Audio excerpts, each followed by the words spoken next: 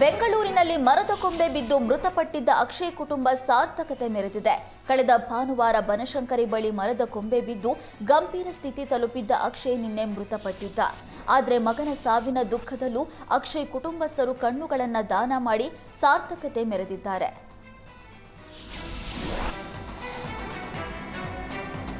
ಬನಶಂಕರಿ 2ನೇ ಬ್ಲಾಕ್ನಲ್ಲಿ ಮರದ ಕೊಂಬೆ ಬಿದ್ದು ಅಕ್ಷಯ್ ಸಾವು ಪ್ರಕರಣ ಸಂಬಂಧ ಬಿಬಿಎಂಪಿ ಕ್ರಮಕ್ಕೆ ಮುಂದಾಗಿದೆ.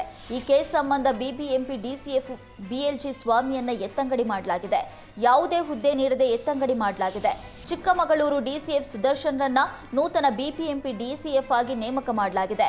ಸದ್ಯ ಬೆಂಗಳೂರು ನಗರಾಭಿವೃದ್ಧಿ ಇಲಾಖೆಗೆ ನೇಮಿಸಿರುವ ಹಕ್ಕು ಕೊಟ್ಟ ಸರ್ಕಾರ ಬಿಎಲ್ಜಿ ಸ್ವಾಮಿಯನ್ನ ಎತ್ತಂಗಡಿ ಮಾಡಲಾಗಿದೆ.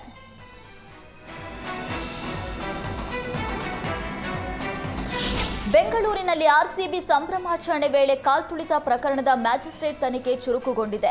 ಡಿಸಿ ದಯಾನಂದ್ ನೇತೃತ್ವದಲ್ಲಿ ತನಿಖೆ ನಡೀತಾ ಇದ್ದು, ಈಗಾಗಲೇ ಪ್ರತ್ಯಕ್ಷದರ್ಶಿಗಳು ಸೇರಿದಂತೆ 70ಕ್ಕೂ ಹೆಚ್ಚು ಮಂದಿ ಹೇಳಿಕೆಯನ್ನು ದಾಖಲಿಸಿಕೊಳ್ಳಲಾಗಿದೆ. ಇದೀಗ ಅಂದು ಕರ್ತವ್ಯದಲ್ಲಿದ್ದ ಪೊಲೀಸ್ ಸಿಬ್ಬಂದಿ ವಿಚಾರಣೆ ನಡೀತಾ ಇದೆ. ಅಂದಿನ ಬೆಂಗಳೂರು ಪೊಲೀಸ್ ಕಮಿಷನರ್ ದಯಾನಂದ್ ಸೇರಿ ಅಂದು ಕರ್ತವ್ಯದಲ್ಲಿದ್ದ 44 ಪೊಲೀಸ್ ಅಧಿಕಾರಿಗಳಿಗೆ ವಿಚಾರಣೆಗೆ ಹಾಜರಾಗುವುದಕ್ಕೆ ನೋಟಿಸ್ ನೀಡಲಾಗಿದೆ. ಈಗಾಗಲೇ ಕೆಲವರು ವಿಚಾರಣೆಗೆ ಹಾಜರಾಗಿದ್ದಾರೆ. ಅಮಾನತಾಗಿದ್ದ ಅಂದಿನ ಪೊಲೀಸ್ ಕಮಿಷನರ್ ದಯಾನಂದ್ ಕೂಡ ಇಂದೇ ವಿಚಾರಣೆಗೆ ಹಾಜರಾಗಲಿದ್ದಾರೆ.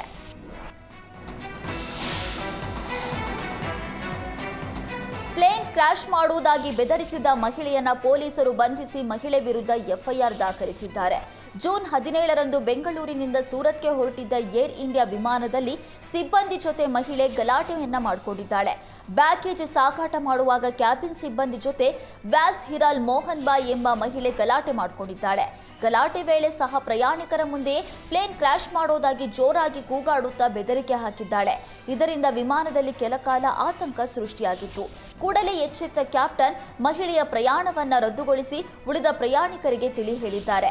ಮಹಿಳೆ ವಿರುದ್ಧ ಏರ್ಪೋರ್ಟ್ ಪೊಲೀಸ್ ಠಾಣೆಯಲ್ಲಿ ಪ್ರಕರಣ ದಾಖಲು ಮಾಡಲಾಗಿದೆ.